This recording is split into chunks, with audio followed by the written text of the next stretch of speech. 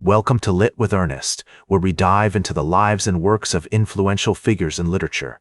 Today, we're exploring the fascinating world of Noam Chomsky, a linguist, philosopher, and social critic who has left an indelible mark on our understanding of language, politics, and power.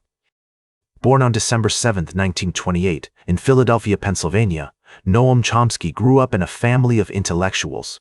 His father, William Chomsky, was a Hebrew scholar and educator, and his mother, Elsie Simonovsky, was a teacher. This environment fostered Chomsky's early interest in language and politics.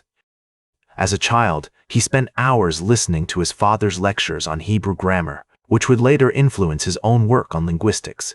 Chomsky's educational journey took him to the University of Pennsylvania, where he studied linguistics, philosophy, and mathematics. It was during this time that he developed his theory of generative grammar, which posits that language is innate to the human mind and that all languages share a common underlying structure. This idea would become a cornerstone of modern linguistics. In the 1950s, Chomsky's work began to gain recognition, and he became a prominent figure in the field of linguistics.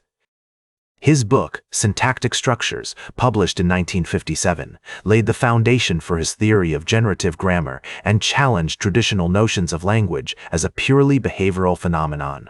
But Chomsky's impact extends far beyond the realm of linguistics.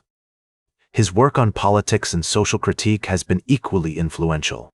In the 1960s, he became an outspoken critic of the Vietnam War and American foreign policy, arguing that the United States was engaging in imperialistic and oppressive behavior. This led to his involvement in anti-war activism and his subsequent arrest for protesting outside the Pentagon. One of Chomsky's most significant contributions is his concept of manufacturing consent, which suggests that governments and institutions use propaganda and manipulation to shape public opinion and maintain power. This idea has been widely applied to various fields, including politics, media studies, and sociology. Chomsky's legacy is complex and multifaceted. He has been praised for his groundbreaking work on linguistics and his courageous stance against social injustice. However, he has also faced criticism for his radical views and his rejection of mainstream ideology. Some have accused him of being too simplistic or dogmatic in his analysis, while others have hailed him as a visionary and a prophet. Despite these criticisms, Chomsky's work continues to inspire and challenge us today. His ideas on language, politics, and power remain relevant in an era of fake news, social media manipulation, and rising authoritarianism.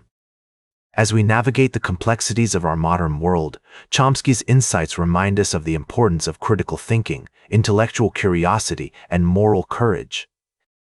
As I reflect on Chomsky's life and work, I'm reminded of a conversation he had with a young journalist who asked him how he managed to stay so optimistic in the face of overwhelming injustice.